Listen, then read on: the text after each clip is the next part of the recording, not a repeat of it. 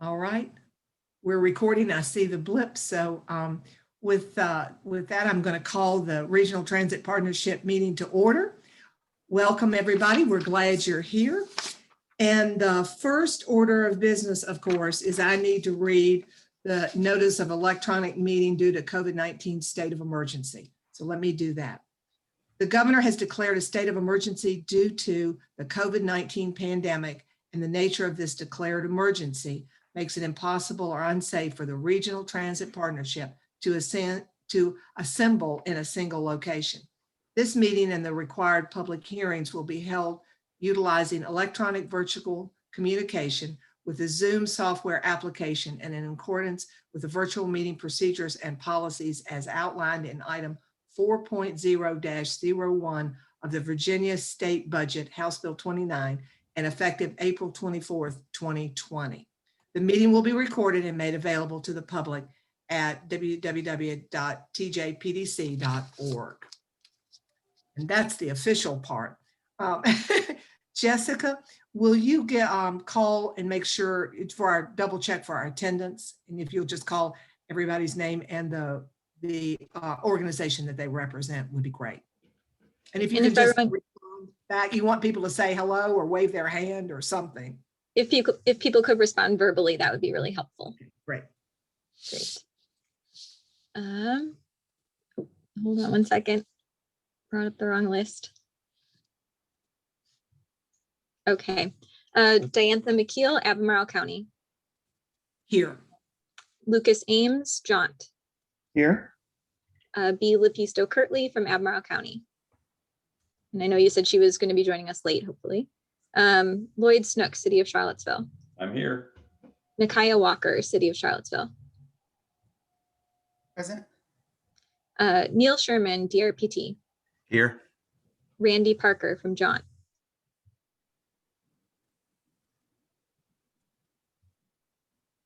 Is Randy here? Okay. Here. Here, great. Thank you, Randy. Becca White, UVA. I think she was going to be at. Okay. Garland Williams, CAT.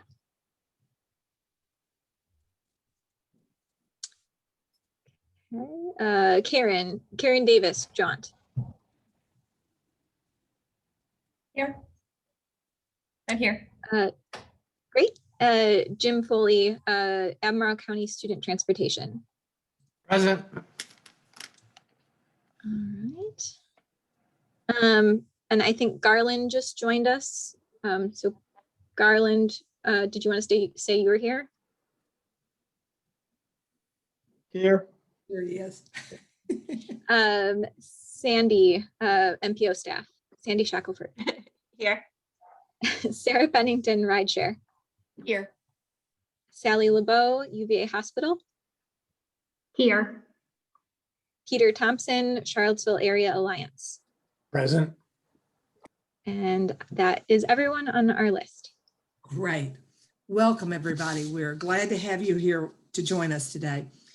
The first item on our agenda is the matters from the public with speakers, anyone that wants to make public comment. Jessica, do you have anyone signed up today? I do not. Okay. All right. With that, then I'll move to the draft meeting minutes. And I will note that the minutes this time are in a different format. I don't know if Jessica may want to say a few words about that, but I've noticed that there are other things that are in a little different format as well. So obviously you all have changed a few things around, and for me, I think it's an improvement. And then I believe, Jessica, you had some edits to the minutes, so maybe you could go over those as well for us. Thanks. Great. So yes, really broadly, the TJPDC as a whole is moving to summary minutes. It just means that we're just going to be highlighting the very big points of our meeting agendas and then pointing people to the appropriate timestamp on the recording so that you can go and get the full details if that's something that you want to do. We figured with all of our meetings now being recorded, this is the best use of staff time. So that's just a quick change. And sorry, I'm just also adding B is joining our meeting right now. And then people notified me of a few edits to the minutes, and I'm just bringing those up for myself. We neglected to put Peter Thompson on our list of non-voting members, so he should be added, and he was there at our March meeting. We've also listed Sandy Shackelford and Sarah Pennington under staff, but they should be listed also as non-voting members. And finally, Chris Rowland from JAUNT, I believe, should be removed from the list of non-voting members. Okay. So those are all the edits. All right. So with that, then I would entertain a motion to approve the minutes as amended. So moved. So moved. That was I'll from, second. okay. So a motion from B, and I didn't catch who the second was. Randy. Randy. Great. All right. All those in favor of approving the minutes, please say aye. Aye. Aye. Any opposed? And any abstention? No abstentions? So I believe that we have it, Jessica. Those have been approved. Great. And the next item on our agenda is the discussion of the DRPT grants and our updates. So I think, Jessica, you're taking us through that. Great, thank you. So everyone, I'm just going to share my screen so you can see some slides. All right, and when I'm in this presentation mode, I can't see anybody. So if you want to stop me with any questions, please feel free to do so, but please do so verbally. So we have, DRPT grant updates. First, let's talk about the Regional Transit Vision Plan, which, as you'll recall, is an effort to define high quality transit for our region, envision what that looks like on the ground, and identify all the steps that different stakeholders could take to help achieve that vision. So this project is funded by DRPT, the City of Charlottesville, and Albemarle County. The RTP is functioning as the official advisory group for this project. And at our February and March meetings, we worked through the draft scope of work for this project and how different stakeholders and the public would be involved. So since then, and now we're actually on this timeline that I have here, on April 5th, TJPDC staff released an invitation for proposals to all 4 DRPT bench contracting firms. We had an original due date of just 3 weeks after that, April 27th. But after receiving questions and comments from the consulting firms, TJPDC staff decided to extend the submission deadline by just a week to May 4th. We did this because we didn't want to miss out on any proposals solely because of a short submission window. We want as many proposals as we can get, and we want them to be thorough, and we want particularly those proposal schedules and prices to be as accurate as possible. So that's why we went with a slightly extended deadline. Now, with that extension, we do need to move the meeting of our selection committee just a little bit further out. We had already got them scheduled for early May, but we're going to move that. We're going to reschedule for the 2nd or 3rd week of May. So that's pushing us back just a little bit. And that will consequently delay the project kickoff meeting by another week or 2. So instead of kicking off at late May, we're going to be kicking off in early June. Overall, the project should still stick to its overall timeline, and the whole project will conclude in June of 2022. Any questions so far? Okay.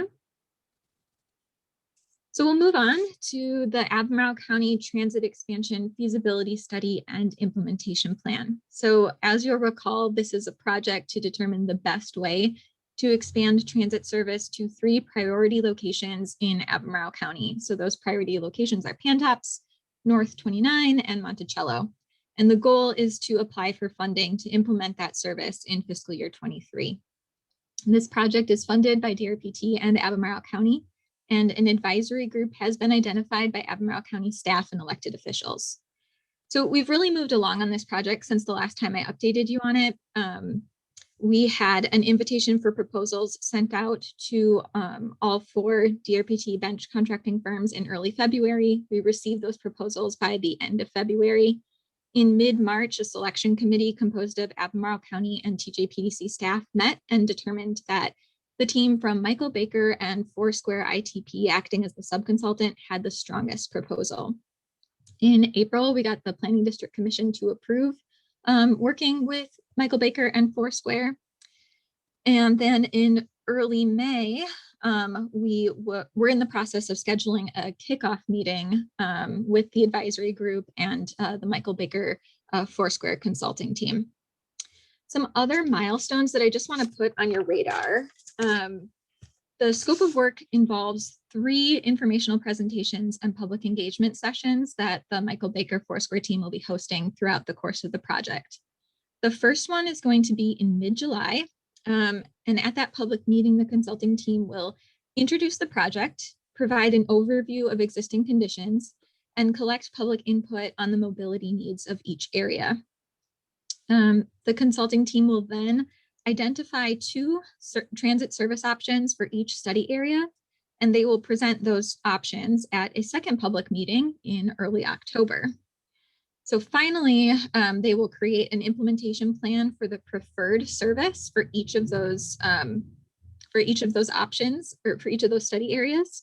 And they will present those at a third informational presentation in mid-February.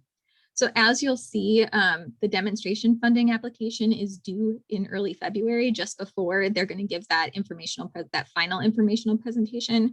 And that's okay, because we've worked it out with them that whichever transit provider is going to be providing that service, they will have all the technical information needed to make that funding application. So that's it.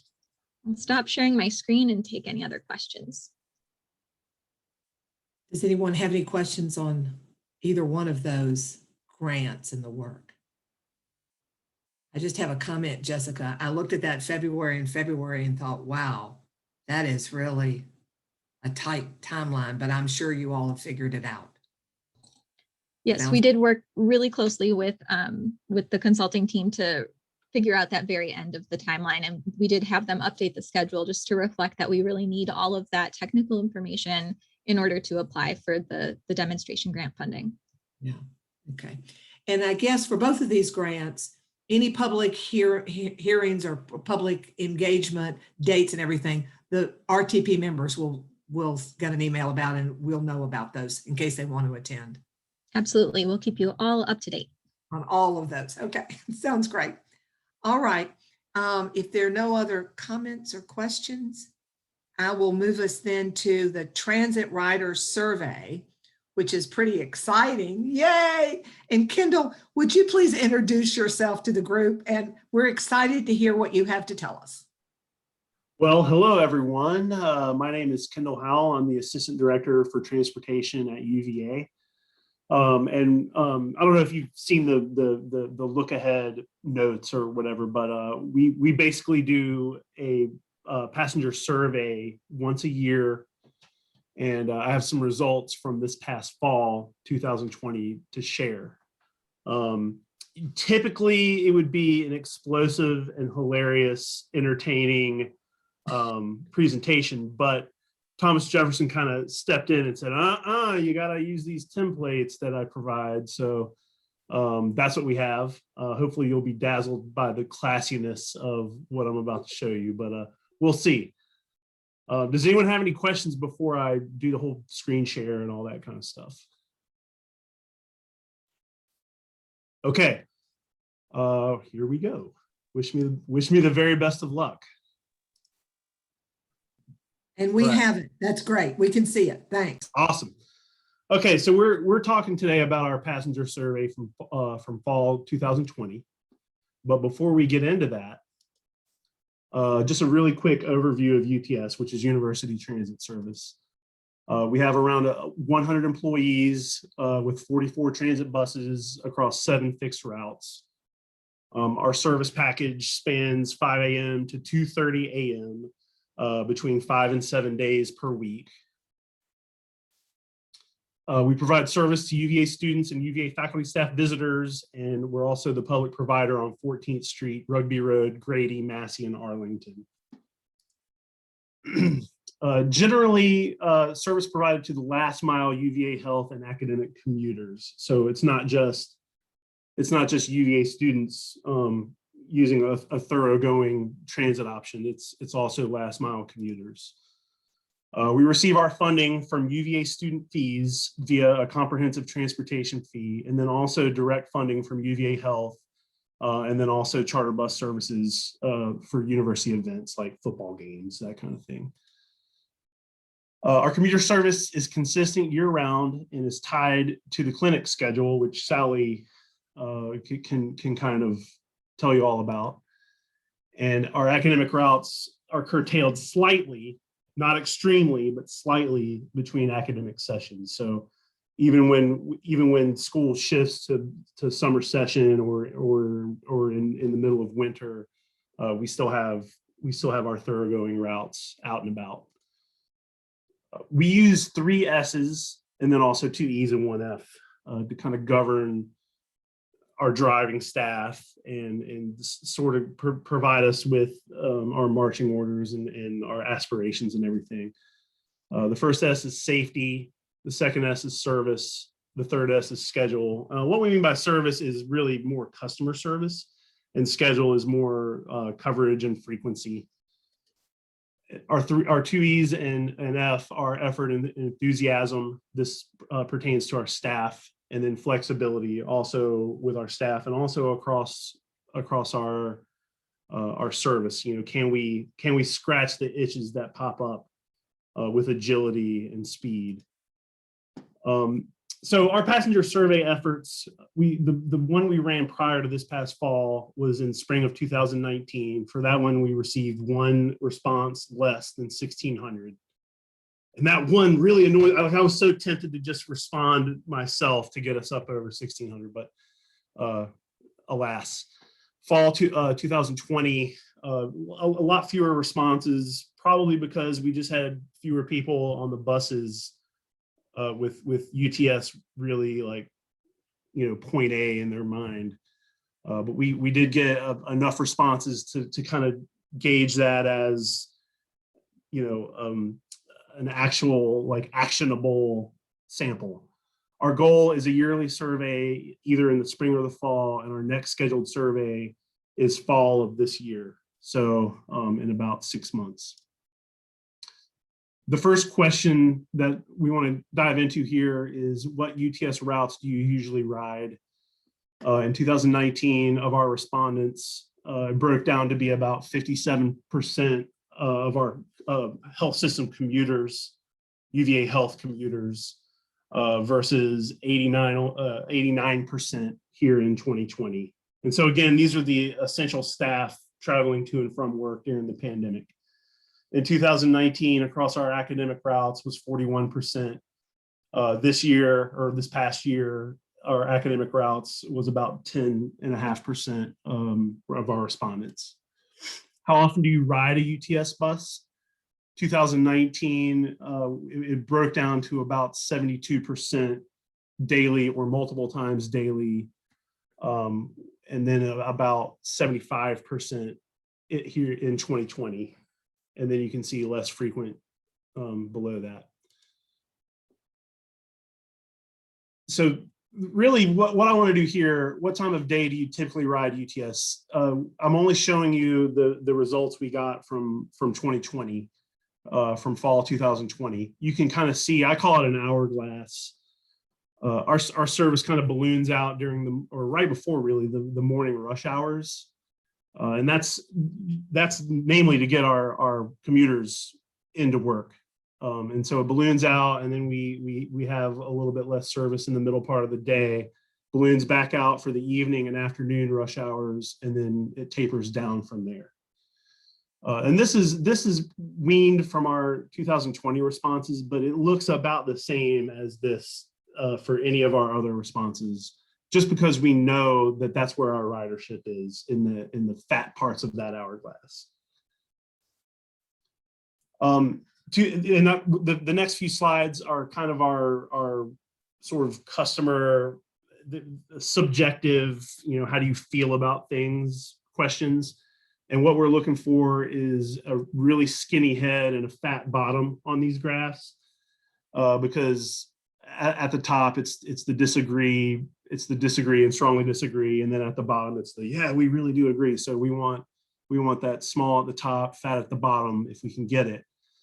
And so I feel that UTS drivers are safe drivers. We had, you know, a big nice 59% on agree there. I experienced good customer service aboard UTS buses. You can see how that graph kind of plays out. UTS gets me where I'm going in a timely and efficient manner. So our efficiency maybe falls under a little bit more fire relative to the other stuff. You can see the head of this graph gets a little fatter. But by and large, it's falling where we strive for it to fall, which is, you know, people agreeing that our efficiency is pretty good. I feel that UTS offers me a secure environment for my transit usage. And I think people have different definitions for the word secure. But, you know, we come in with another similar graph here. And then the last one, I mean, all this stuff ties to the 3 S's, obviously, the 3 S's, the 2 E's, and the F. UTS drivers work with effort and enthusiasm. And then the last is UTS is flexible in meeting their riders' needs. And so this is more Christmas tree looking. And so this is one that we're kind of casting our Sauron's eye on at this point.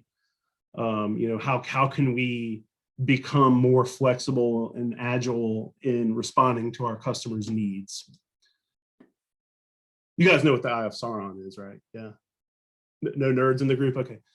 I feel that UTS is making a reasonable effort to prevent the spread of COVID-19. I think I've said it's the last one like 3 times in a row, but this one actually is the last one of these sort of subjective responses.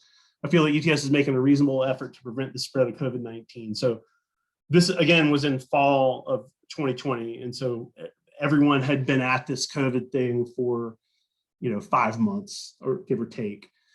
And so I think people had a pretty good idea of what they expected and you know, how things should look for them to feel confident taking that risk. And so, you know, I'm actually pretty proud of this one being where it is, because we all know how hard it's been. So these are just the averages of those. 4.16 out of 5 feel that UTS drivers are safe drivers. 4.19, I experienced good customer service. 3.92, UTS is efficient. 4.02, secure environment. 3.93, effort and enthusiasm. 3.46, flexibility. And 3.89 is UTS is making a reasonable effort to prevent the spread of COVID-19. Another question that we asked on our survey was what additional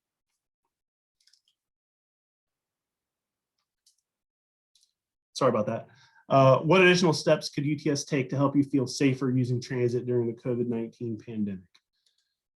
And these were sort of like write-in responses on our survey. And so we kind of raked through and came up with some themes that we were able to pull out. One was we had limited our ridership down to 20 passengers per bus. We have 35-foot transit buses. And so, you know, limiting our ridership to 20, we got a lot of responses that stated that it was still too many people on the bus. They also want more parking options, don't we all? They just want to not ride the bus at all, and I totally get that, especially during a pandemic. People thought we should limit to 5 passengers on each bus, and then we really get into some efficiency issues there. Remove the seats from the bus so that the spacing is more, I don't know if this makes sense, but when you're standing up, you take up less horizontal space than if you're sitting. None. So that's a good one. No standees allowed. So that's, you know, remove seats, and then also no standees. I don't know how we're going to do that. Buses more frequently, and that is something that we really worked hard to be able to provide, especially to our daily commuters. Some folks thought we should be out taking temperatures before allowing boarding onto the buses. The seating chart that we did provide as guidance for when you're on the bus, where you should be sitting in order to maintain, we mark the seats and all that stuff, but they did observe that the seating chart is less than 6 feet apart. And we also had onboard sanitizer stations, but some people never noticed those. Kind of in the same vein, which modes of communication currently used by UTS tend to reach you the best? Because with changes comes the need for really, really good communication, right? So here in this colorful rainbow band, you can kind of see the responses. And you guys have a copy of this. You can take a closer look at that. But the top 5 boiled down to, number 1 was mass email. Number 2, signs posted at the bus stops and also in the shelters. And so signs posted where they load and unload, where they board and alight. Then number 3 was our website, which surprised me actually. Signs posted inside the buses. And then number 5 was our loaders, namely sharing information specific to those passengers. And we've had loaders out at our key spots all along during the pandemic. So mostly to count passengers as they board, but also to share information. So I think that's been successful. What other modes of communication should we use in order to most effectively get information to you? This was another write-in opportunity, and overwhelmingly the answer was text message. And so we work with a third-party vendor that provides our real-time bus estimates and stuff. That company is called Transloc, and JAUNT uses Transloc for some stuff as well. But they're working on a direct text system that hopefully we'll be able to glom onto, and it'll be helpful, and it'll help the people that want these text messages get the text messages that they want, that they think they want at least. This question was for UVA students only who responded to the survey. What is your general preference? And it really boils down to frequency versus coverage for our students and their transit. And it was about 2 to 1 or 66% preference for more frequent bus service, traveling in a smaller service area to fewer destinations, than less frequent bus service with a larger service area and more destinations. So, takeaways from that are numerous. For this, I think our 500 respondent sample size may be a bit too small.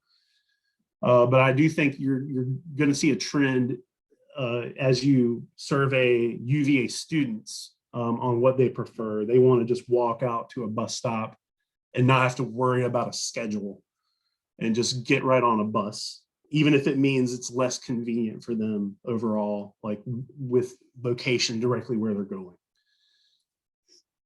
So frequency wins in the frequency versus coverage debate for UVA students.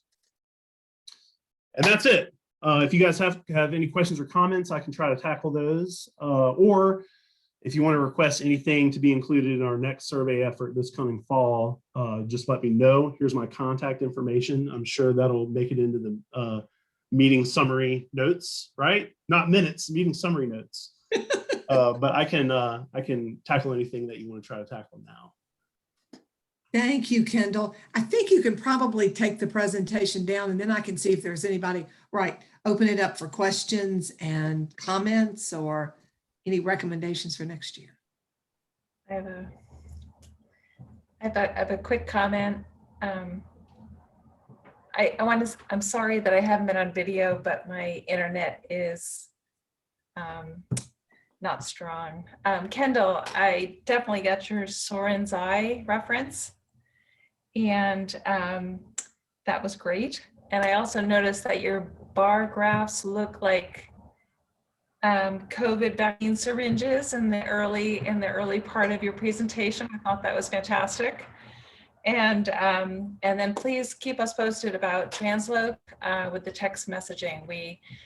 we do not have a good way to communicate with our passengers right now. So I would be really interested in that. So thanks for the presentation. Yeah, I mean, I can definitely provide an update with where. Can you guys hear me okay right now? We can. Yeah. Man, this headset, I'll tell you what. But anyway, yeah, we'll definitely provide this group with information on our scientific breakthroughs when it comes to texting. I think that's a big deal for people. Kendall, you did manage to make a survey fun and interesting. For that, we thank you. Yes, thank you. It was great information. Hey, Kendall. Yeah, Jim, you have a question? Yeah. Yeah, I do. Kendall has a great presentation, very clear. I represent Albemarle County Public Schools. Do you have any capacity to transport during the summer that we maybe could partner? Yeah, let's talk about it. Absolutely. We have 43 full-time bus drivers. So we're Some of them ready to used to be mine. I know. I'm sorry, man. No, I don't have a way of separating you all here. So. I'm sorry. No, okay, yeah, I'll reach out to you. Yeah, absolutely. You have my Maybe- email from the yeah. Yeah, I got it. So that leads me to a question that I have, not to jump in and stop anybody else, but how many of your bus drivers, Kendall, are students? What's your percentage, or what are your numbers? Well, we used to have over 100. Juwan will remember that for sure. So will Ben, who were both student drivers, awesome student drivers for us.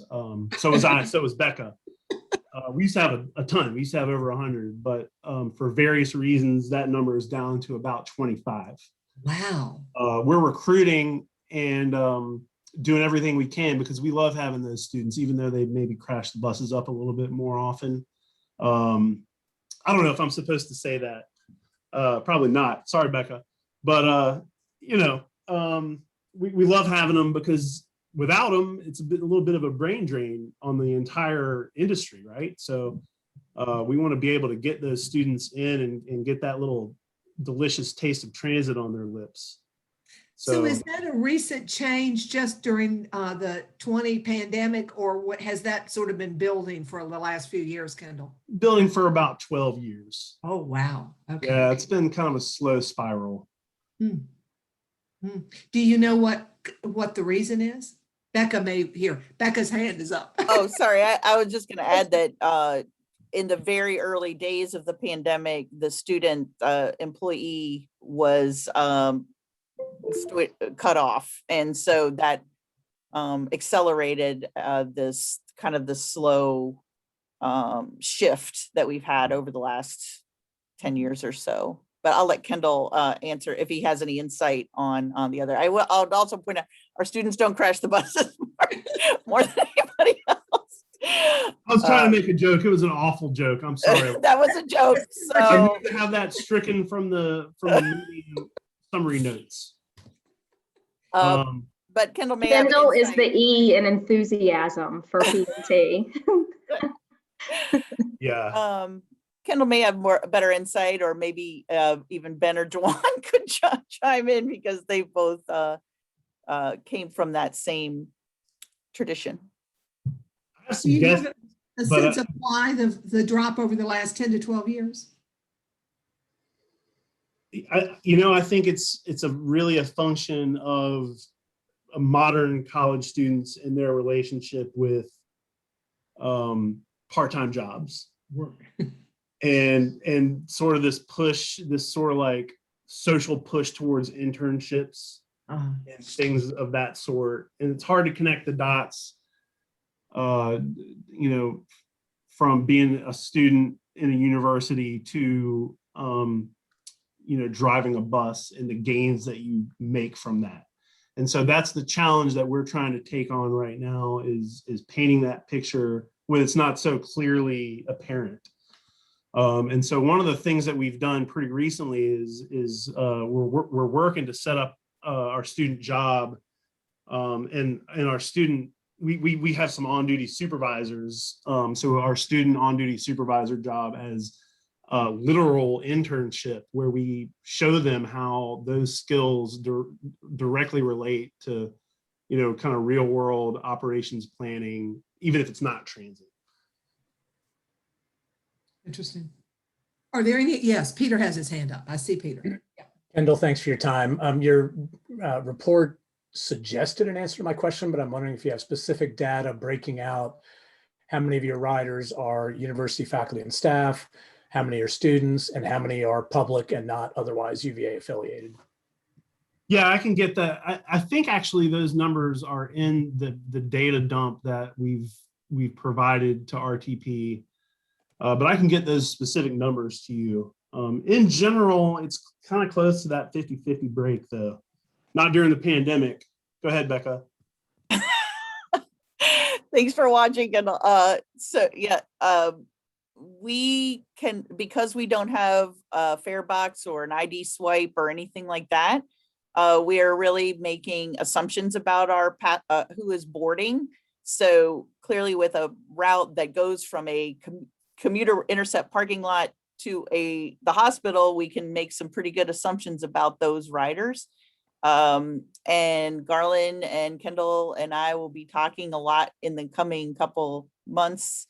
And we've already been talking with Jessica and all the partners on this, the technical partners and that data dump Kendall's talking about, sharing our passenger counts to try to see what other assumptions we can make about routes that penetrate those neighborhoods and such. We know we've got a lot of people that use it to get to work or get to work on grounds or get to work off grounds. Since we serve Barracks Road Shopping Center, we serve the corner, places like that. So that's a very good question. Once it gets past the point of an employee riding in a parking lot shuttle. And I think we'll be talking about that a lot in the coming year. Great. Any other questions or comments? Oh, Kendall, Garland. how would you rate Becca's bus driving skills? Becca is definitely in the A to A+ range. Wow. Okay. Yeah. I'm more All right. in like the C- myself.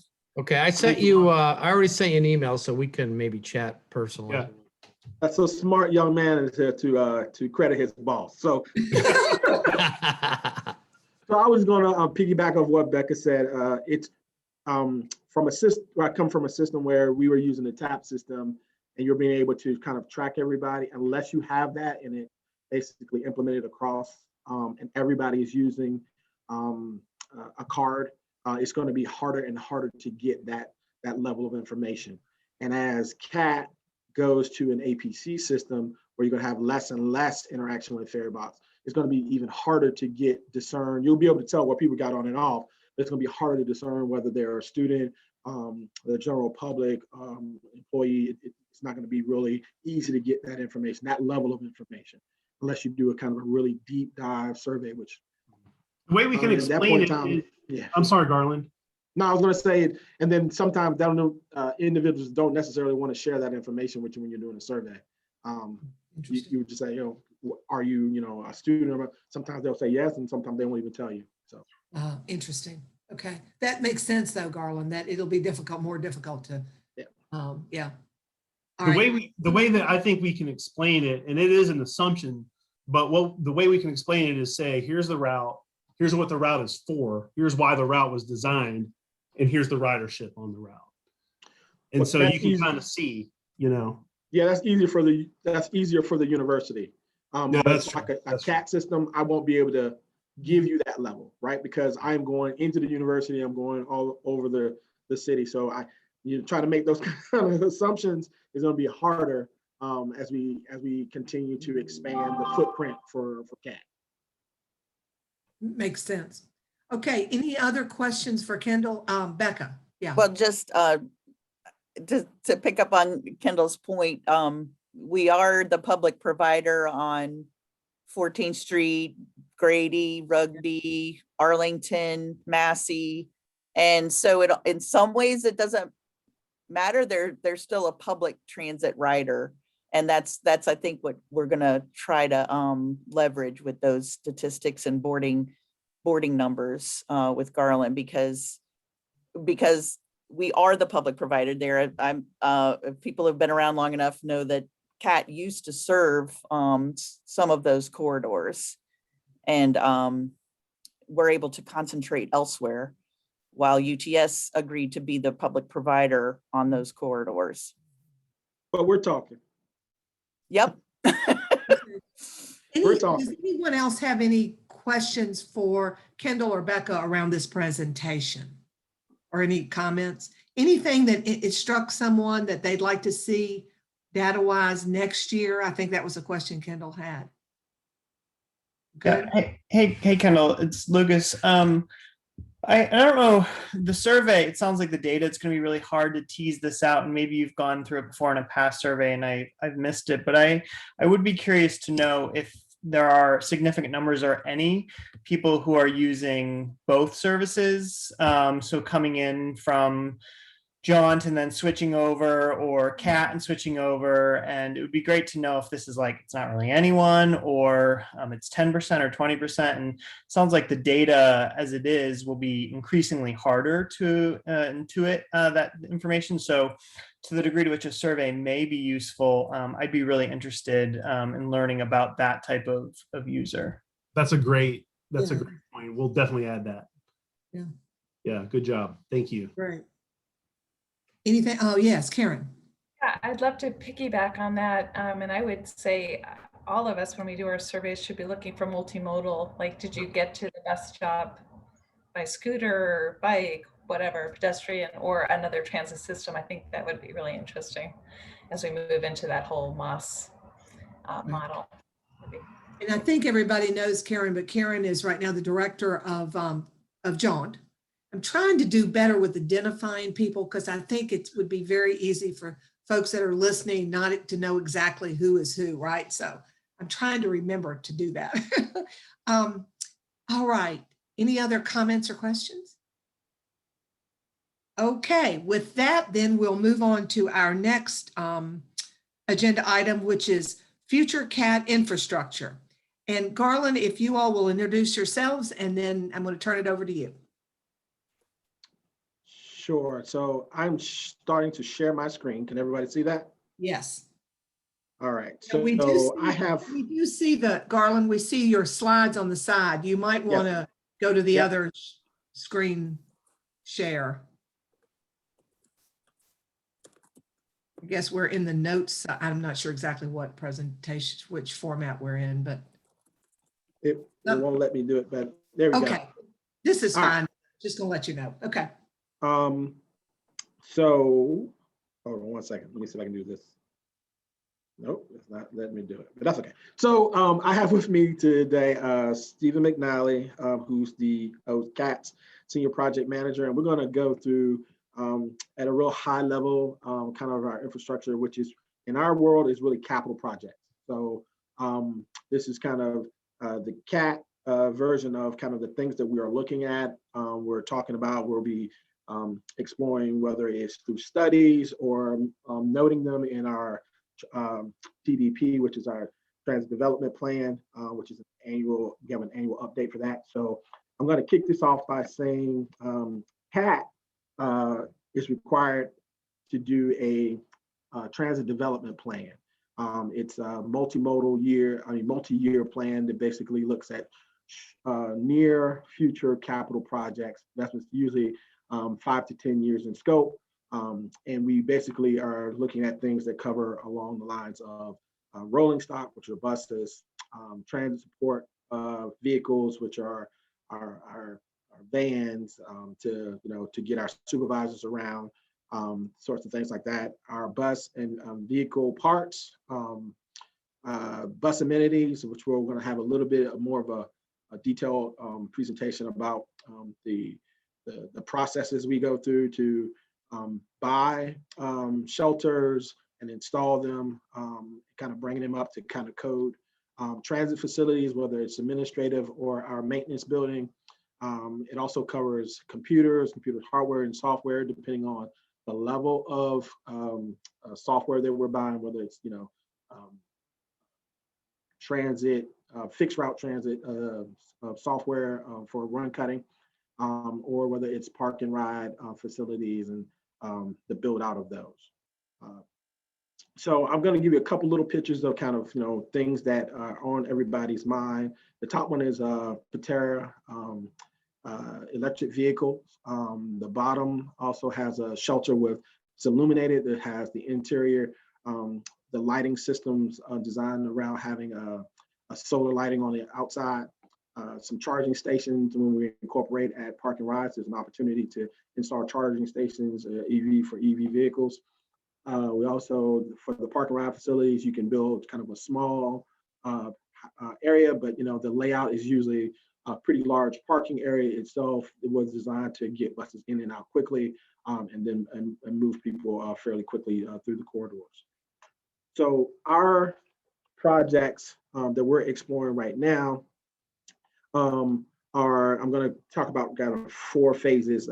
We're in the design and construction phase. We're exploring doing an operations annex that was also going to look at CNG compression for fueling stations, indoor electric charging stations for our battery electric buses, and kind of building out a building and having the charging stations inside, converting some of our existing maintenance facilities to handle whether it's CNG vehicles or electric vehicles, plus adding some additional bays, 2 additional repair bays.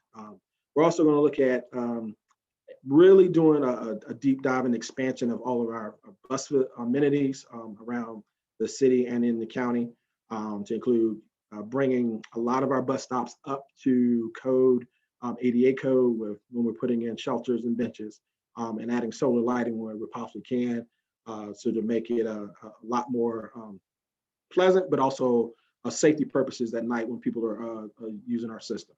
We're also looking at establishing a presence for CAT up on 29 with either a transit hub or a park and ride component. So I'm going to turn it over now to Stephen McNally. He's going to go through some of the more detailed components of the things we have to do when we're talking about exploring adding this particular infrastructure to our system. Steve? We'll take yourself off.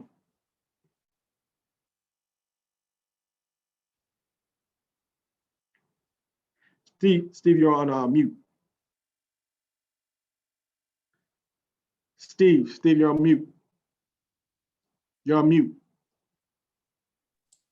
There you go. All right, I'll start that over.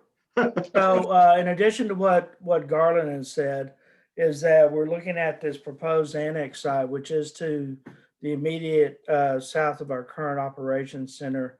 And that would contain then room for storage for CNG buses, as well as outdoor CNG fueling, as well as have the capacity for BEV vehicles or battery electric buses, as well as indoor charging stations there. But along with those, with that expansion, we'll have to renovate and do some conversion in our maintenance facility, just so that it meets code compliance for CNG vehicles, as well as we have an opportunity to expand our footprint of 5 bays to 7 bays by adding 2 repair bays, maintenance bays on the west elevation. So along with all this expansion, of course, comes staffing needs and expansion of the administration building, with the idea of consolidating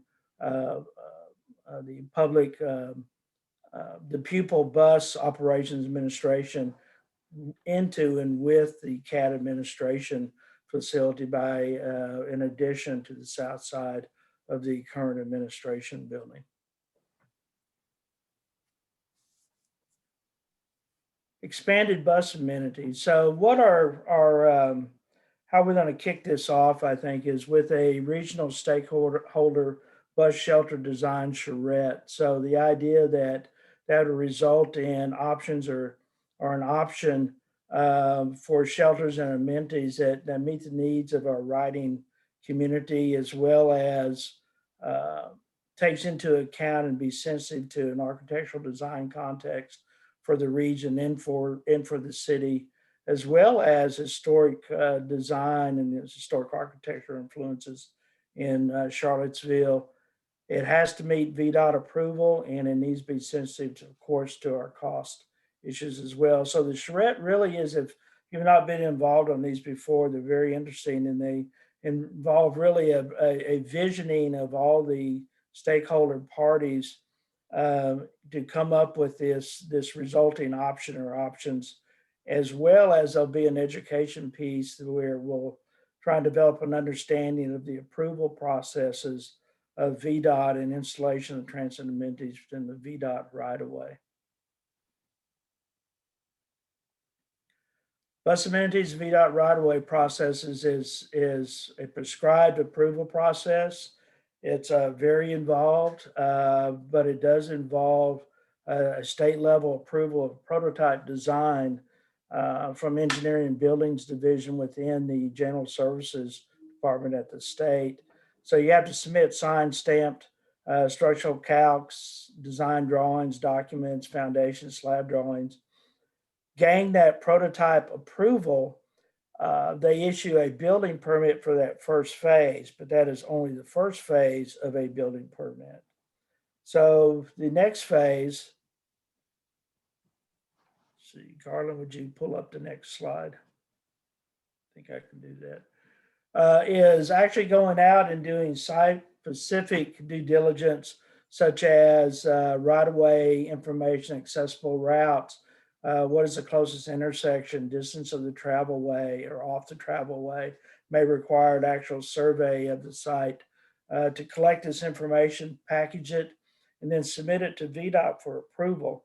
Once VDOT approves it, that site-specific information can then be packaged by us at CAT into a bid package. We collect bids, we award the contract, we monitor the construction, and we make payments to the contractor and accept the work. Once that is completed, the county could issue the state a letter certifying the construction met the intent of the design and specs, and applies for a use and occupancy permit from the state. So once that's issued, we can finally get to the business of serving that shelter and put it into operation. There's one more item in this presentation, and that is CAT is forward-looking into establish a transit hub with a component of a park and ride out on Route 29. And so we have been busy, I have been busy looking at some vacant or unoccupied properties, looking at right-of-way issues, the access to those, and a number of other criteria, doing due diligence on such sites with a conceptual design program in mind of construction of a small operations building with limited bus storage and storage area, combined with a park and ride parking lot for commuters. 1.5 to 2 acre site. 2 acre site would be better. It's anticipated that small building could serve as a layover site for CAT operators and who are servicing those routes, as well as an indoor commuter waiting support spaces for the bus patrons. So I think that's all we have on this presentation. Are there any questions?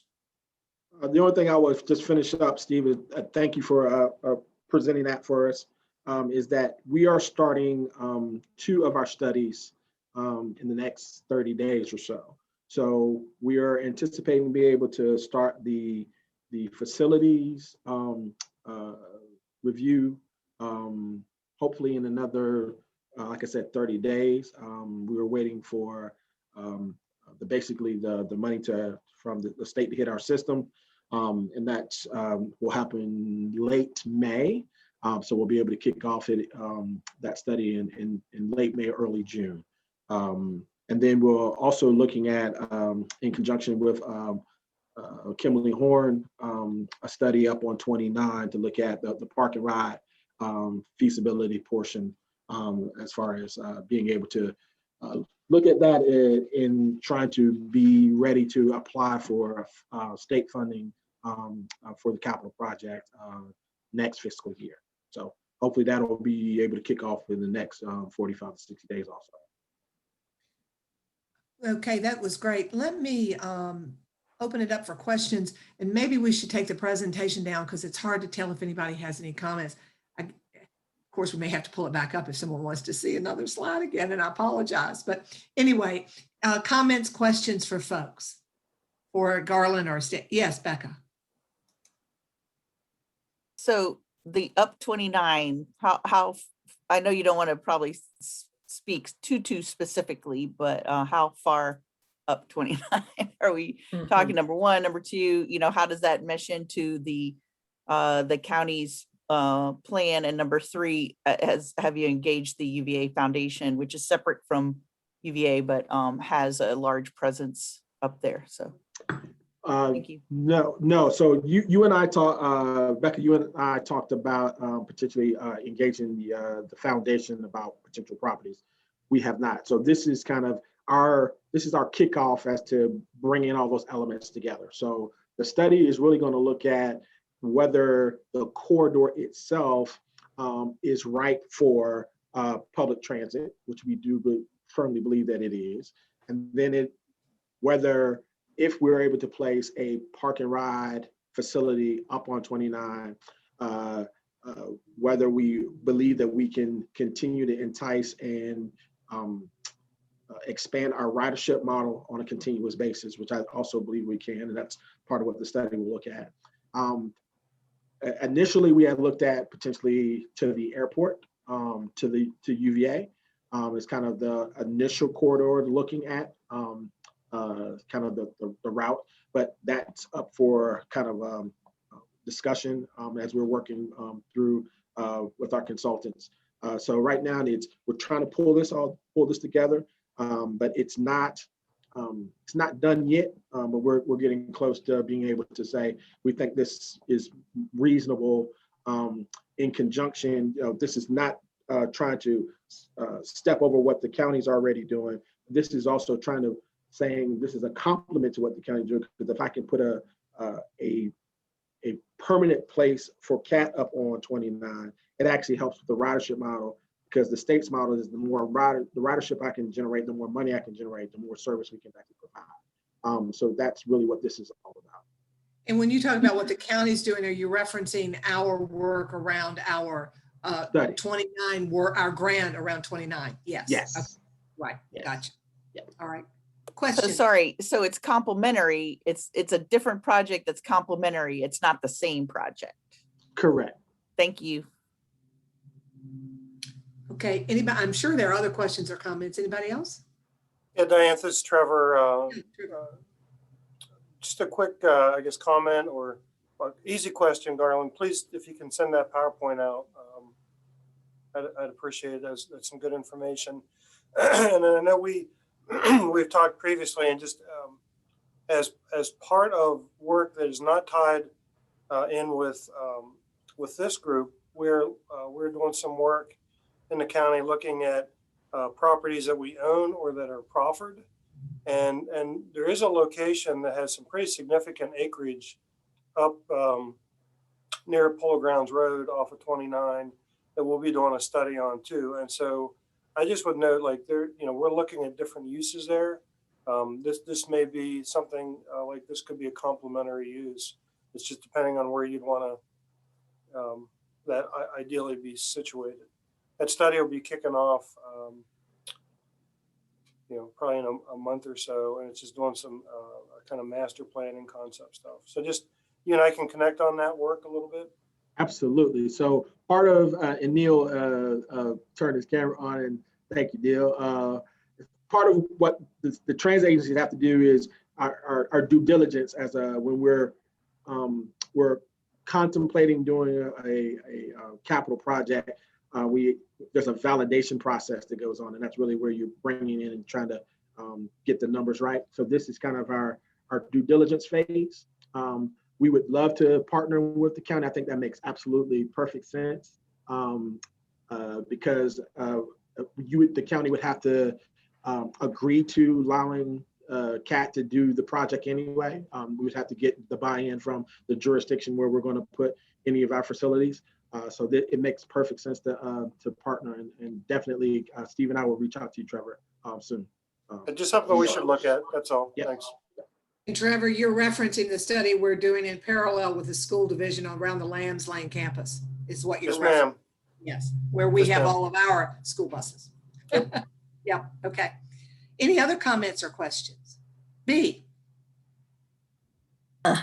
Yes, I was just wondering, Garland, are there any plans to have a park and ride, maybe in the Pantops area or in the other, some rural areas where people could then maybe take a smaller, and this is referencing Karen, maybe take a smaller jaunt bus from a park and ride that then takes them to a location at Pantops, that then takes them to UVA or the county or shopping?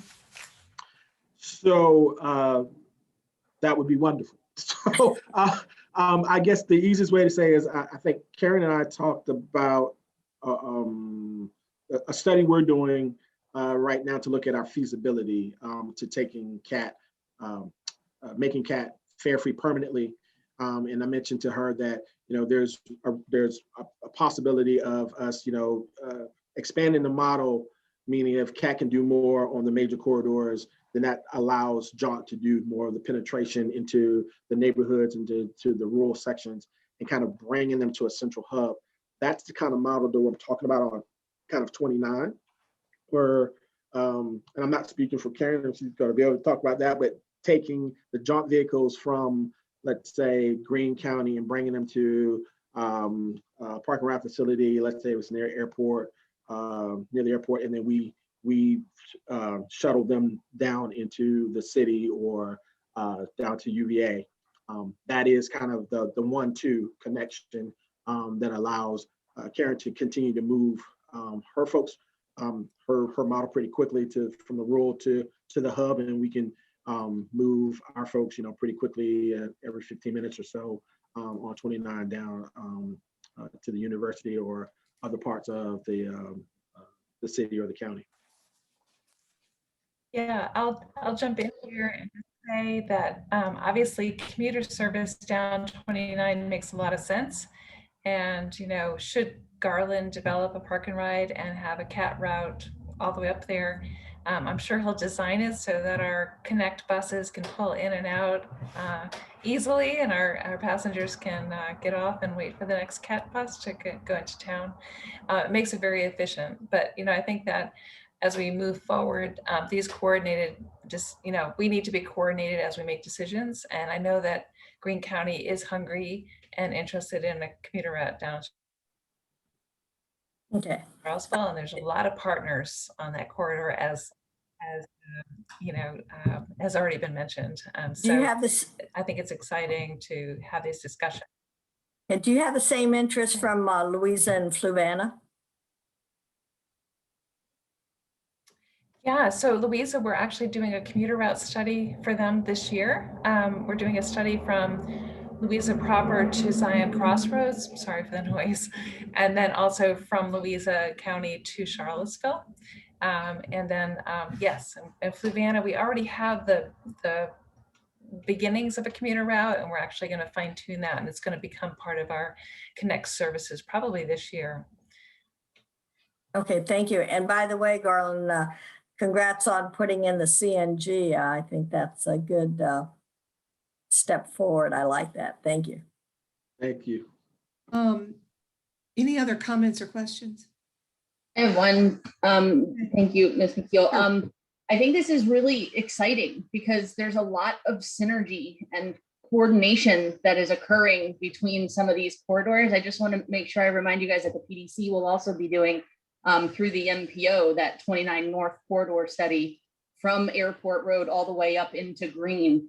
So I think as we're hearing on this call, it's going to be really important for us all to stay in communication and in coordination so that the momentum is moving in the right direction with all of these studies, which is great that they're all occurring, but making sure we're communicating through all of them so that there's no duplication of work and instead that they are complementing and dovetailing into one another. So this is great. And to piggyback on that, I have listened now twice to some really good work that the C3 group in Charlottesville is doing, the Community Climate Collaborative, and they're concentrating a lot on transit and transportation.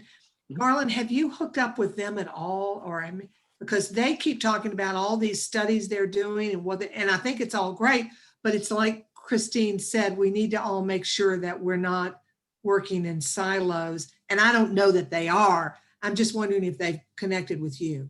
Yes, we're working with them and we've been helping them. Yes, just wanted to make sure, right? Yes. That's excellent. And did I see your hand up? Yeah, Peter from the center. Yep. And the Charlottesville Area Alliance working together for needs from the Yeah. community. Thank you, Garland and Steve. I share Christine's excitement about the vision for this. Can you speak any more to the feasibility of funding for all this? And if you weren't able to get funding for all, do you see any priorities? CAA is very interested in the bus amenities component, for example, as a priority. Compared to the buckets of your administrative needs, facility needs, and the park and ride?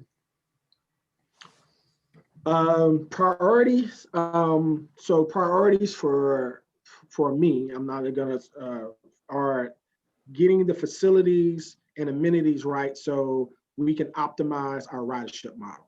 So that is primarily the thing that's driving the discussion for me. So in my mind, the 29 corridor park and ride facility hub is paramount because long-term, as we expand our model, the connection there is really going to be felt because that accesses a ton of employment, and it also provides connections for individuals who call me all the time and saying, I would really love to be able to get up to 29 and take a job. So that is one of the priorities.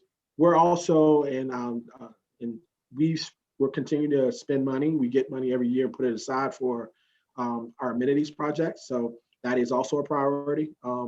We are looking to, as we move a bus stop, we are required by FTA to bring it up to ADA standards anyway.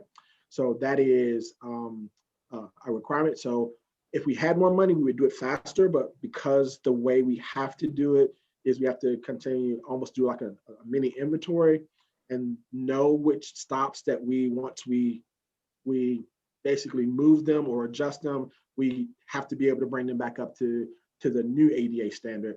And that's tricky where we have topography issues and not a lot of landmass tight sidewalks. So we're going to be careful about that, but where there are private properties that want to partner with us, and there's funding available, and the first round is kind of we're looking at 3 or 4 locations in the county and 3 or 4 locations in the city. And then we'll expand from that. But we're working through this process with VDOT and with the to be able to get into the right of ways.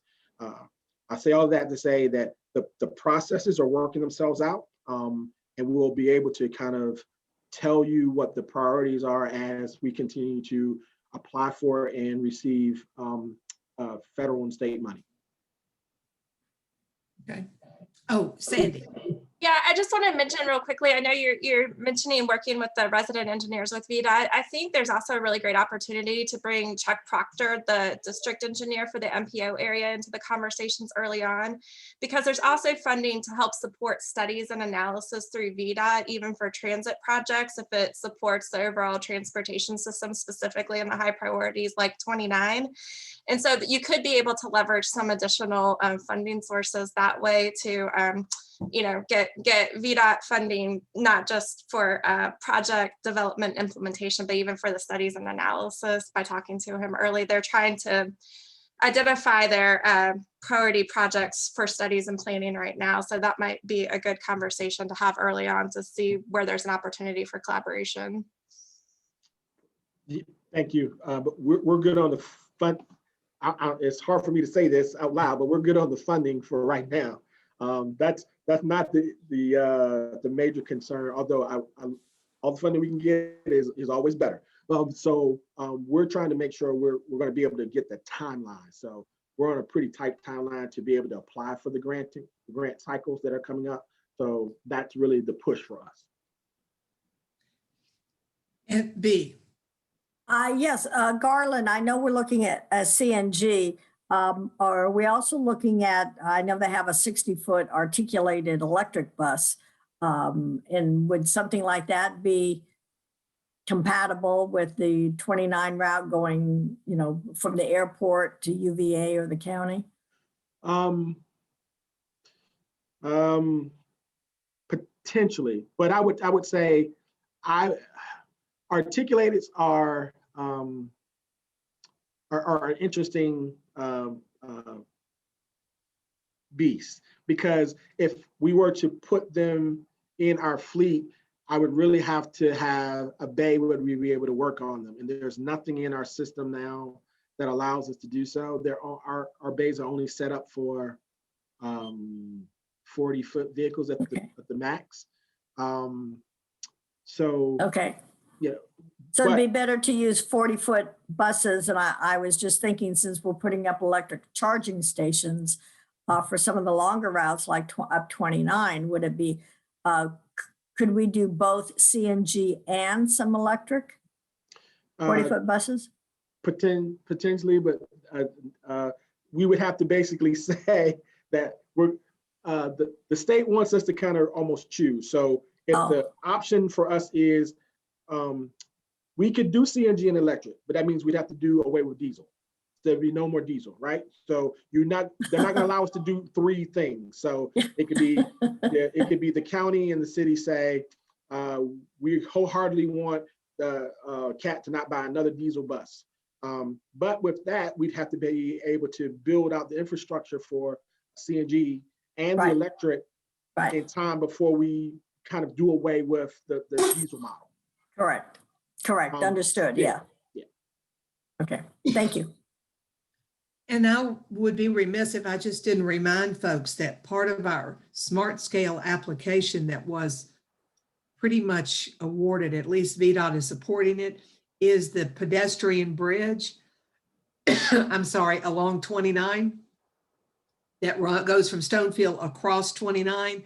And that has a transit, a stairway going down on the Charlottesville side with a transit stop there and a pull in, just to say, we have a lot of exciting things happening. And I know Garland's aware of that, but I thought I'd just take the opportunity to remind everybody, because that's pretty exciting as well. To be able to get pedestrians across 29 safely is very exciting. With that, and I'm trying to watch my time, B. Okay, just quick question. Would it not be beneficial to have, because you're talking about Stonefield and the shopping center across the street, would it not be beneficial, or maybe in the meantime, to have some kind of a small jaunt loop bus? Continuous loop that just takes people from one side to the other? You'd have to see, we could talk about that. I think one of the issues right now is that other side on Charlottesville, and I'm just pulling this out of the hat to be perfectly honest with you, but that area is not as completed and built out right now. It has, I think as it builds out further with stores, but you're exactly right. And that could be a part of the discussion. Okay, thank you. We tried to get the pedestrian bridge. We tried to get VDOT to give us a bridge that would support a jaunt bus so we could small transit, and they wouldn't build it. So they said it had to be all pedestrian and bicycle, which was kind of a disappointment. B. Yes. Anyway, I'm trying to watch my time. I'm going to move us on to the next agenda item. That's okay. So where we are right now is the, Sandy and Lucinda have I apologize. I jumped ahead. Jessica, you have the RTP work plan. I apologize. So Jessica's going to take us through the work plan. I will note that I don't need my full time, and I know that Lloyd has had his hand up for a little bit. I think that might have gotten overlooked. So Diantha, I'm just going to give you a few more minutes to let Lloyd ask his question. You're Actually, on that mute. must have been a Sorry. mistake. I didn't intend to have my hand up. I Okay, appreciate I'm the glad. attentiveness. because I thought I missed you. I apologize, Lloyd. Okay, Jessica, you're. Great. Okay. I'm going to share my screen. All right. And one thing is, I think I neglected to put an asterisk next to this agenda item, but we are requesting a vote from the partnership to confirm that this is the work plan that you guys would like to go with for next year. So a memo and a draft work plan was in your packet. A reminder that the purpose of the work plan is to create a roadmap for the RTP's activities for the coming fiscal year, which begins on July 1st. At our March meeting, we presented a number of potential activities and asked for your feedback on which of those activities were priorities for you and your organizations. We took those comments and created the plan that's in your packet, and that I'll expand on here.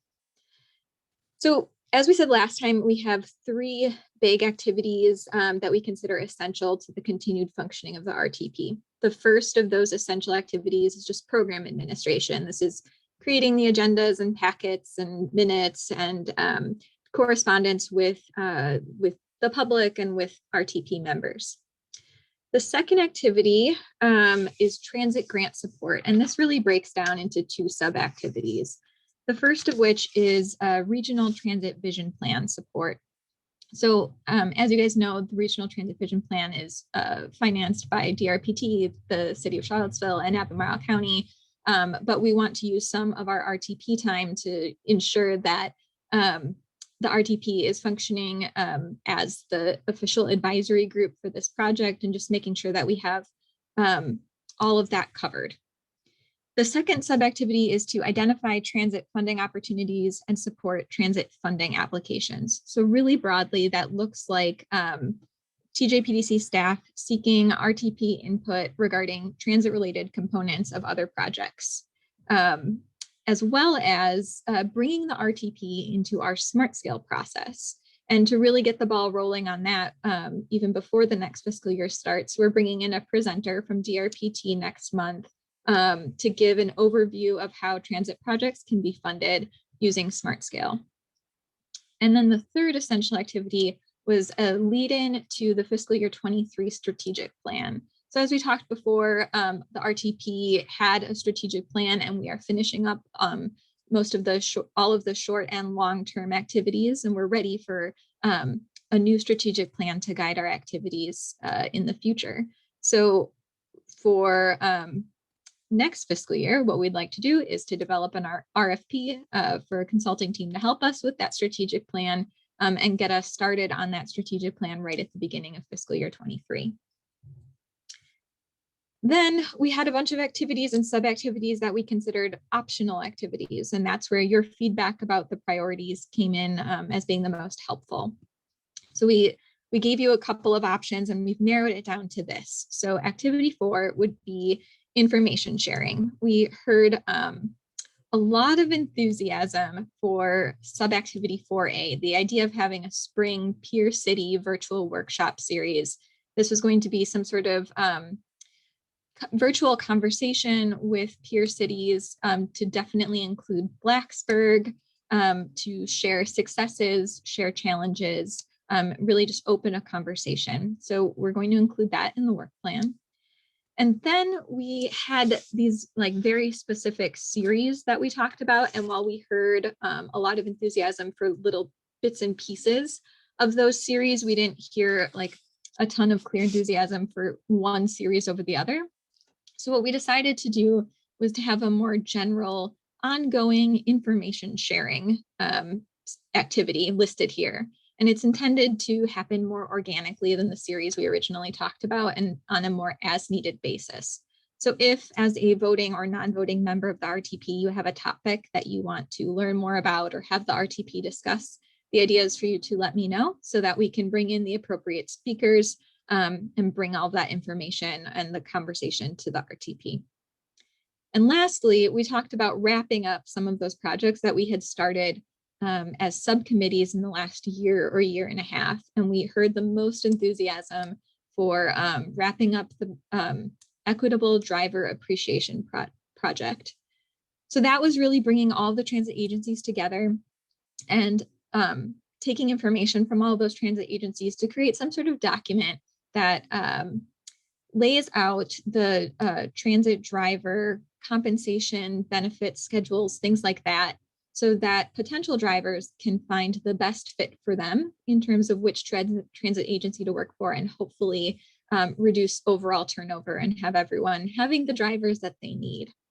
So we want to include this project in the work plan. And one thing I'll add is that we are lucky enough to have a summer intern from UVA Baton Policy School to help us with this project. So as we move forward with this, you should expect to be hearing from that intern who's going to help us gather all the information and put it together into one pretty document. So that is just a summary. I'm going to stop sharing my screen so I can see everyone, and I'm happy to take questions. So I think, Jessica, that you need us to actually vote on this and support it because it is the work plan. Yes, that's correct. So with that, let me open it up for questions, concerns, comments. Hey, Jessica, it's Juwan. We did something similar a few years ago, but I don't know if past data is going to mean anything because things have changed quite a bit since then. But we did sit down and figure out what the compensation package is. The benefits got a little tricky, but yeah, let me know if you want that. I'll have to dig it up, but we did it, I think it was like 4 years ago or something like that. Great, that would be a great starting point. Thank you. Comments, questions from anybody else? Well, if not, and there are no concerns, then I would entertain a motion to approve the fiscal year 2020 Regional Transit Partnership Work Program as presented. So moved. Becca has made the motion. Is there a second? Second. B has seconded it. And all those in favor, please say aye. Aye. Any Aye. opposed? Any abstentions? All right, Jessica, I think you have it. All right. And so now I can move to Sandy. And Sandy, if you will, I've lost Sandy. She's somewhere on the screen, but oh, there she is right in the middle. So it's your turn. Thank you. Sure. We're actually going to start with Lucinda. And we told Lucinda that her challenge was to make the tip understandable and interesting to you all. So I think she's up to the challenge. Yeah, I hope so. I'm really happy to be here tonight and talk about the tip, especially because nobody really wants to talk about the tip very often. So this is great. Thanks for having me. Let me just, can everybody see the slides? Okay, all right. I'm sorry, we can see them, yes. Okay, so I'm Lucinda Shannon. I'm one of the planners here at the TJPDC, and I work on the tip. And just wanted to say thanks for having me.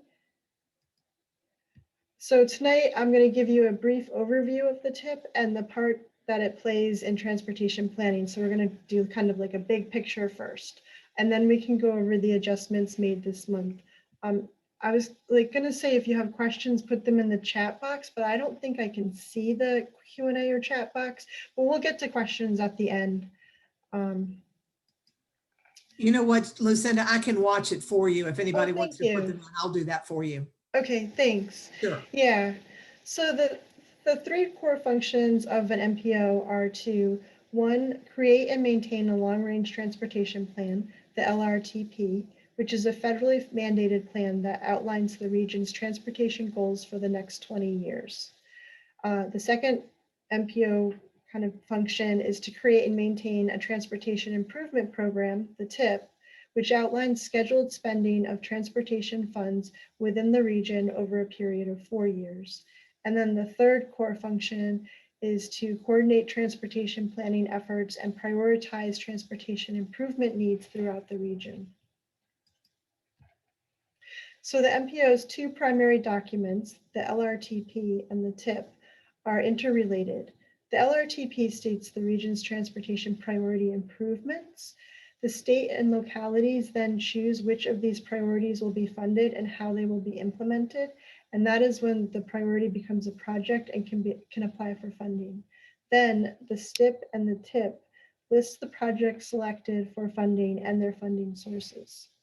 So all residents of the CA MPO area are entitled to engage with the transportation planning process.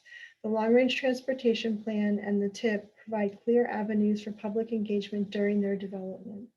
The TIP is updated every 4 years, and there will be a 30-day comment period with public hearings, MPO meetings, and email and public notices gathering comments. And then we're going to talk about adjustments today, but there's also amendments, and amendments have a 15-day review period for public comments.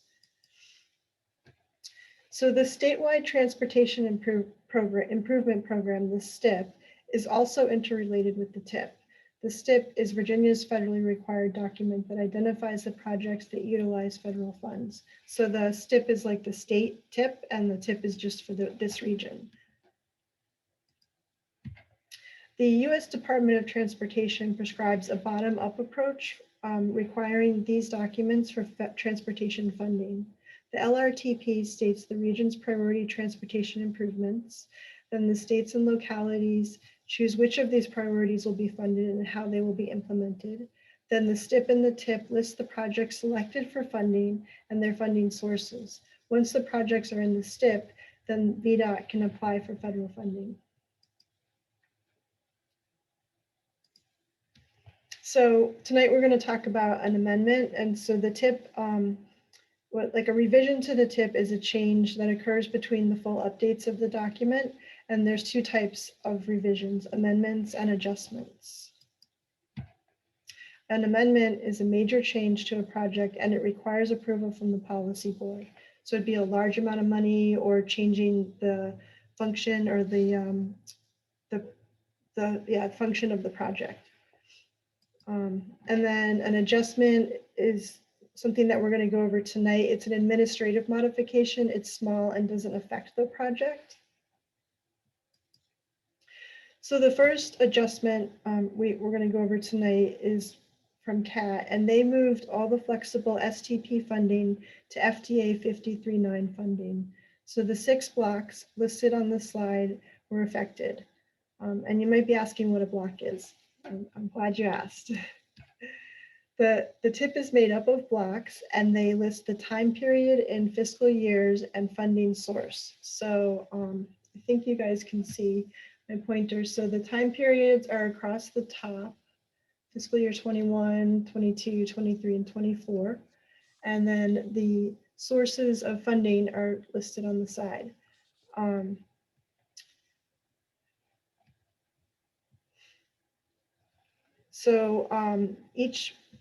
So the blocks, when the blocks are adjusted or amended, the MPO adds a new block reflecting the revision.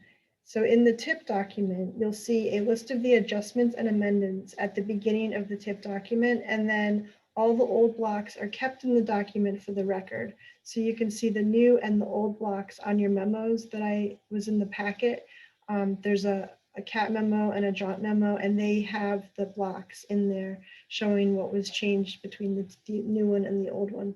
So if you look here for the CAT adjustment number 2, they moved. So first, if you look in the old block, there's flexible STP funding. And then in the new block, we added the FTA 5339 funding, and we moved the flexible STP funding up to the 5339 funding. And then also they moved their fiscal year 2022 funding over to 2021 and spent it this year. And then for the JAUNT adjustments, the TIP project amounts must at least equal the funding that's requested from the FTA. So several of the JAUNT project funding amounts were increased slightly to reflect what they're thinking about applying for. So there were 4 adjustments made, and the blocks are in your memos. I didn't want to have a really long presentation. So the first one, if you look in the block, up in the left-hand corner, it's there's a number. It's JNT. So the first one is JNT 002, And in fiscal year 22, the funding is going to increase $164,000. And then it's just broken out here on the slide and in the block of where that funding is coming from. And that's to replace for replacement buses. The next adjustment is the JNT 009 block. And that is also adding $57,000 to fiscal year 22. And that's to renew a contract for fleet operations software. The next adjustment is JNT 0015, and that's to increase the fiscal year 22 funding $5,000. And the last adjustment is the JNT 0019, and it moved funding. It moved $71,000 from FTA 5310 to FTA 5311, and that's a funding source change. There was no change to the total funding. It's for the mobility management project. And if you have any questions or comments, I'm also available. There's my email and phone number if you have questions or comments later. All right, and this is just for information only. So we're not taking, I mean, this is not for us, it's just information. Yeah, because it's an adjustment, it's just information. We always provide this to the policy board and the MPO committees. And because it was transit, Jessica asked me to come and provide it to you as well. If it was an amendment, then we would ask the policy board to vote on it. And it also would be shared with all the MPO committees. Got you. Do you dream about these numbers? Yeah, a little bit. I looked at them at first and thought, oh my goodness, but you did provide the blocks in our packet and that was helpful. So thank you very much. They're in the tip document too, which is on our website. Yeah. All right. Are there any questions for Lucinda about all of those blocks and numbers? Okay. All right. With that, Sandy, is it your turn? It is, yeah. The only thing I want to say, I have 2 agenda items. The first one is about the UPWP, the Unified Planning Work Program that the MPO will be voting on. All I want to say is I presented to you what was going to be included in the MPO work program for FY22. There are no changes at this point. We'll be having a public hearing at the policy board meeting in May, which I can't remember if their meeting is the 26th or your meeting is the 26th, but it'll be the day before yours. So that's when hopefully we'll have officially adopted the work program for next year. Okay, great. And then I was going to, we're just leaving kind of smart scale on the agenda indefinitely, but when we had our agenda setting meeting, we had the discussion, we realized that we never really came back to you all and talked about what had happened in round 4 of smart scale. So we started talking about our process for this next round of applications. So what I'm going to do now is just go backwards a little bit and give a really high level overview of the smart scale process. Generally, knowing that you're going to have somebody from DRPT next month talking about more specifics related to transit eligibility and transit projects. So just for those of you who aren't as familiar, this will just be a really high level overview and then talking a little bit about what happened in round 4. So we're going a little bit backwards, but I think it will help us moving forward as well. Let's see. And we have it. Now we see your note, not your notes, but your slides on the side. I don't know. There you go. Now you got it. Okay. Thank All you. right. So this is a slide that you all have seen before. I just want to leave it up as a refresher because if you're anything like me, sometimes you need to see things a couple times before they start making sense to you. But smart scale is the state's process to select transportation projects for funding. There are other funding sources for large transportation projects, such as transportation alternatives and revenue sharing. But this is really the big opportunity where we have the opportunity to request funding for major infrastructure projects without having to come up with a large portion of that locally. So smart scale is very important to making sure that we are supporting the transportation infrastructure throughout our region. Applications are submitted every 2 years. So what we're talking about now for round 4 that we're just now seeing the outcomes of, those were submitted in September of 2020, a little bit later because of COVID than normal. And so round 5 applications are going to be submitted in August of 2022. We confirm that transit operators are eligible to submit applications, as well as localities, the MPO, and the PDC. And each of the eligible entities within our region are able to submit up to 4 applications per round. There are some eligibility requirements. So the state determines what the stated needs are through their transportation plan, which is referred to as VTrans. So any project must meet an identified need in that statewide transportation plan. And then the MPO and the PDC, as well as the transit providers, are eligible to submit project applications for projects on corridors of statewide significance, which in our area is US 29 and I-64. It doesn't have to be right on them. It just has to meet a need on those corridors, or that's established in the regional network, which is looking more at local travel throughout the more localized regional area. The localities have a couple of other categories of markets that they can submit eligible projects for. All right. So when we prepare these applications, there are actually quite a few requirements, and we have to coordinate to make sure that we have the information that we need to submit as part of the applications. They're all reviewed for eligibility and project readiness. So just looking at what types of support is already in place and what information is available to make sure that we know what the needs are that those projects relate to, and what the anticipated benefits or outcomes would be should the project be developed. And so some of those plans that we need that show that the need has been identified are things that we're doing already, like comprehensive plans, transit development plans, our MPOs, regional long-range transportation plan, things like that. But then there are some other studies that VDOT usually supports through their state planning and research funding to do more of the technical studies and analyses. So looking at crash reports and crash data, doing alternative scenario considerations, things like that. So some of this is things that we can do in our planning processes that the local government staff and MPO staff, and some of it is more technical that needs some engineering support for, and usually VDOT supports that for us. We have to show that there's demonstrated support from key stakeholders, usually the local government bodies or the MPO policy board. And we also have to make sure that the project has included an opportunity for the public to have input into the project selection. We request letters of resolutions from the governing bodies. All of the reports or the applications include cost estimates. And then all of this information that we submit is reviewed and validated by state agency staff and OIP staff.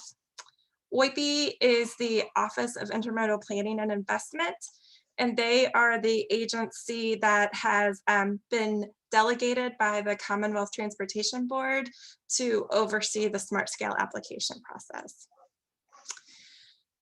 The most important thing to know about smart scale is that projects are awarded funding based on their overall benefits relative to the project cost. So once project applications are submitted, you can see the criteria that is used to determine what their benefit or impact is going to be in several areas. And then there's a benefit score that's assigned to it. That is compared to the overall project cost. And basically the projects that have the best ratios are the projects that are prioritized. And then they're ranked. So, so that's basically where we are right now, is that from round 4, so the projects that were submitted last year, we're just now starting to see the outcomes from that being announced. So the round 4 projects have been scored. Staff from the Office of Intermodal Planning and Investment, VDOT and DRPT, developed staff funding recommendations. So they looked at what those priorities are based on their rankings. recommended projects for funding, but we can't really say that the awards are finalized yet until the Commonwealth Transportation Board reviews those staff recommendations, which are going to be integrated into the 6-year improvement program that the state votes on. And once they vote on that in June, then those awards can be considered finalized. So that's basically what we're waiting on right now, is for those reviews and approvals of that 6-year improvement program. One thing I want to mention is that we were very successful in round 4 in getting a lot of investment into our area. Lucinda, you can correct me if I'm wrong. I think it's like $108 million, over $108 million into that MPO area through smart scale projects. I just want to mention that that's a little bit of an anomaly. What happened for this round and round 4 of smart scale is that there was a new revenue stream from the statewide wholesale fuels tax that went into effect in July of 2020. And so what happens with the transportation projects is that the funding is actually programmed 6 years out. So what happened is that we have funding that started in July of 2020, but we can't apply it to projects that have already been programmed. We can only apply it to projects that are going to be programmed in the future. So the July 2020 through the June 2026, basically funding from that wholesale fuels tax was basically programmed to support this one round of smart scale projects. So we got this really big windfall of funding from this new revenue stream that's all applied to this round. So moving forward, we'll continue to have that revenue to support smart scale project investments, but it's not going to be for that large period of time. It will just be for the shorter period of time. So that's why it's a little bit of an anomaly to look at what kind of investment we're getting from the projects right now. So then I just wanted to give you all a brief overview on what was submitted and what was awarded. This first slide is showing the projects that were submitted by the MPO and the PDC. Most of the PDC projects were on behalf of Albemarle County. But the biggest, most important one that you had already mentioned earlier, Diantha, was included the Zan Bridge pedestrian and bike crossing. And that package also included some other improvements to the intersection of Hydraulic and 29, as well as some other projects like the roundabout at Hillsdale. And then the US 29 and Fontaine Avenue interchange was also approved, which the MPO submitted. And then from the PDC side, we got the park and ride lot in Crozet, a shared use path, and then the 5th Street Hub and Trails project on 5th Street, basically right along the line of Albemarle County and the City of Charlottesville near the Wegmans. That started out as a transportation alternatives project, and we were able to transition that into a smart scale project that got recommended for awarding right now. And then we had one that was not awarded, looking at some intersection improvements further north on US 29 with Frays Mill and Burnley Station. And then the projects that were submitted by the localities had 100% approval recommended for awards. So I don't know as much about these. If you have any specific questions, I can do my best, but mostly I just wanted you all to know that we were very successful in getting a lot of projects moving forward that had been in the pipeline for a while. So I wanted to just make sure we circled back and talked about what had already happened. And then just as a brief reminder, we've been talking about the smart scale process moving into this next round. We're right here where the red arrow is. We're in the phase where we're receiving project requests. So we are working on having a public meeting that will tentatively be scheduled the week of May 10th. So we will certainly let you all know about that, just to present some very high level general information to the public and get a first round of feedback. And then at the next policy board meeting, we'll have had these conversations with a lot of the other MPO committees, as well as you all who are elected officials should have them with your boards. So we'll have a list of additional projects for consideration. That list will be finalized at the MPO Policy Board meeting in May. And then we'll start talking about prioritizing projects for selection in July. So those are our next steps as far as this round is concerned. And then I just wanted to put up this list back here to remind you all again, because you guys meet the day after the policy board meets in May. If there's any additional information or points to consider, or any other locations that that there has been an identified need that you think should be considered that's on this list, you can certainly let me know that now, or feel free to email me or Jessica later. But we're going to be starting with this list of potential projects. And then again, we're just going to ask the policy board to prioritize which projects they want to submit. And then out of the projects they want to submit, they can identify up to 2 for additional public engagement if they feel that there's a need to, better refine or develop a project before an application is submitted.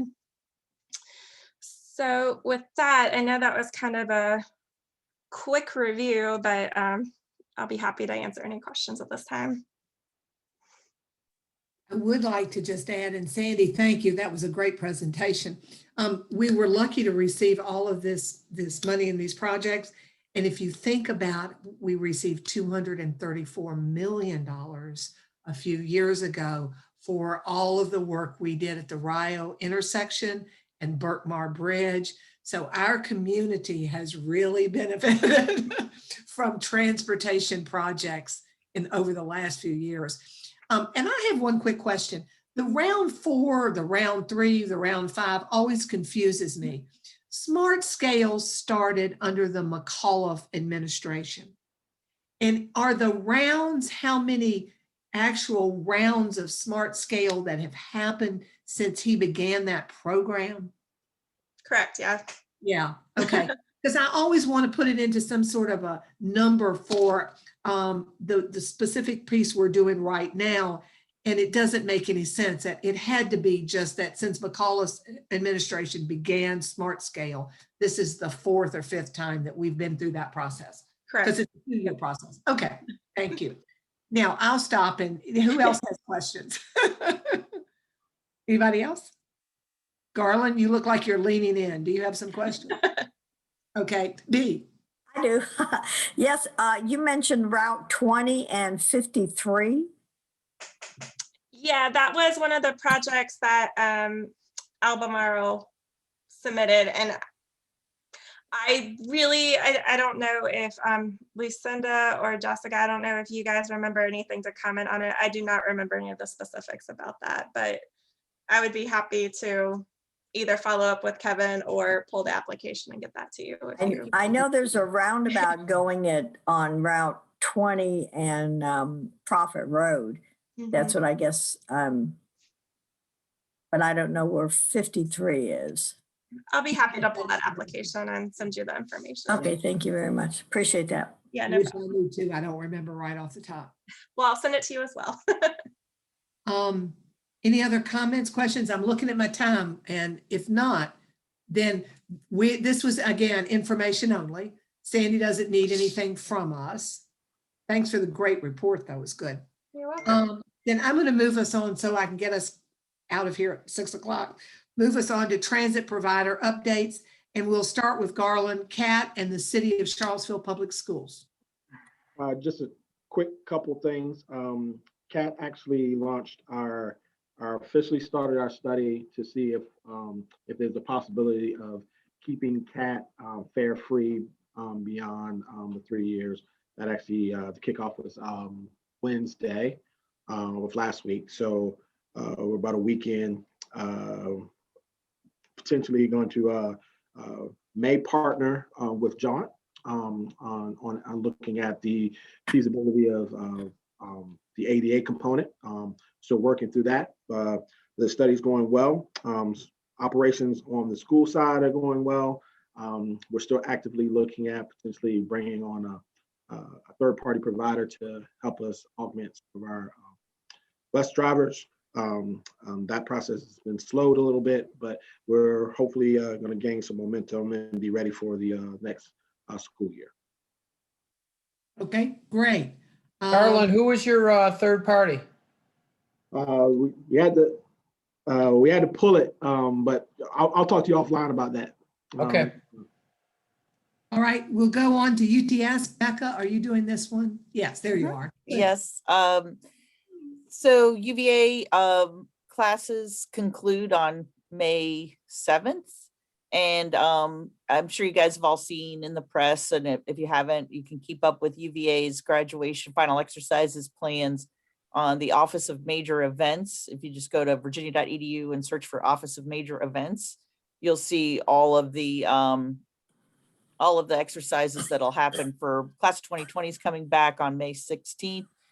Class of 2021 is doing something very different this year on a Friday, Saturday, Sunday, Monday from May 21st to through, which is that Friday through that weekend. So watch for that. We continue to run our COVID routes. UVA intends to has made signals that the fall will be as normal as possible, but UVA will make those announcements in mid-July to finalize what their fall plans are for the academic session. But we continue to run our COVID routes until further notice. Okay. All right. And Karen with JAUNT.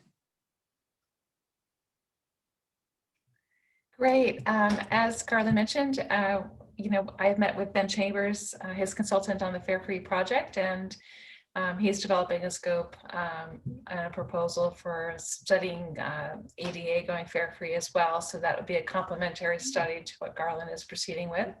Also, another study for us for our rural areas as well. So I look forward to seeing what those look like. Our ridership is ticking up. We have actually started to hire again, which is exciting.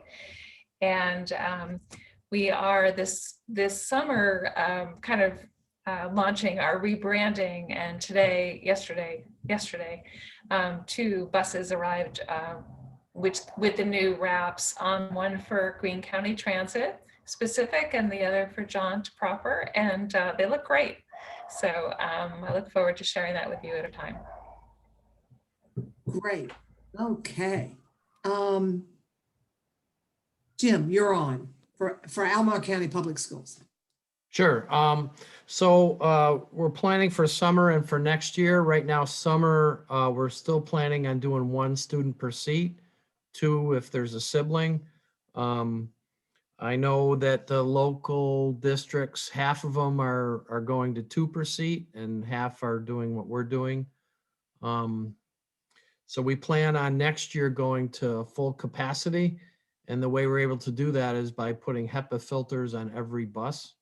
So HEPA filters do filter out the airborne virus. So we're looking for drivers because we're going to have a fairly robust summer schedule. So maybe I can work something out with UTS.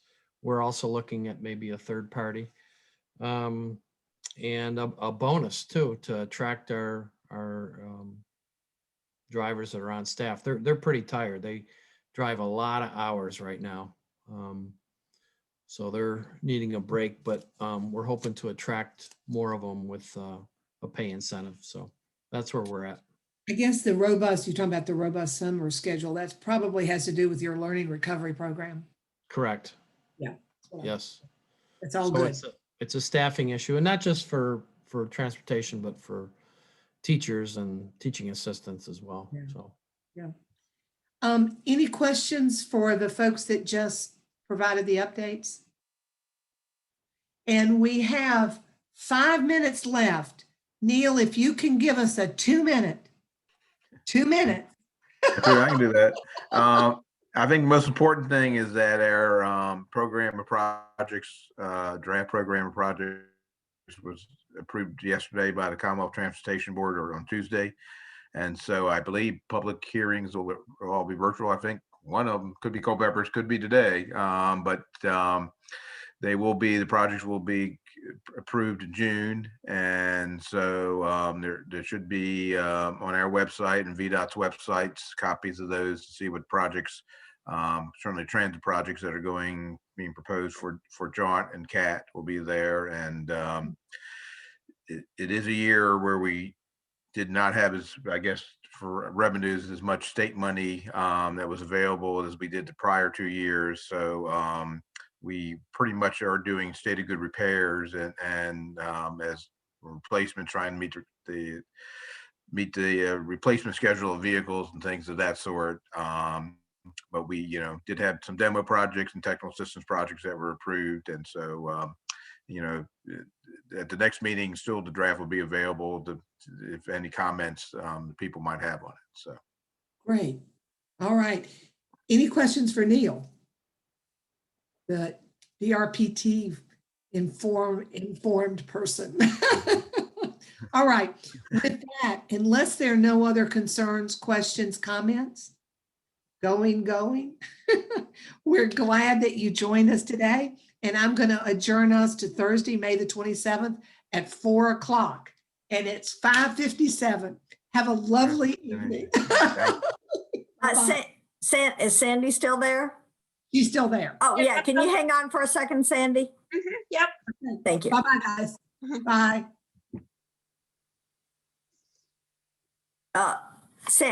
Yeah. Sandy, yeah, just wanted to know, are you related to Corky Shackelford? Not that I know of, but maybe I am and I don't know. Okay. Just wondering because he is a constituent of mine and a dear, dear, sweet man. I mean, he'd probably be your great grandfather.